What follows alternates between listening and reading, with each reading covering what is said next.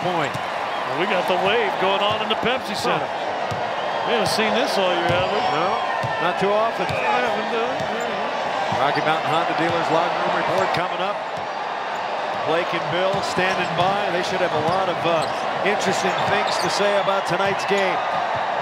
It's a take care of business type game for the Denver Nuggets, and they have. Wafer. And a shot clock violation. Another defensive stand by Denver.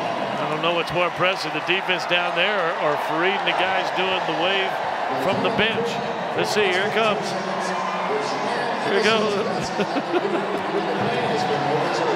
Even George. Did George do it? No, he did not. No, but he did. He saw Faried doing it, and he's smiling. He actually got a smile.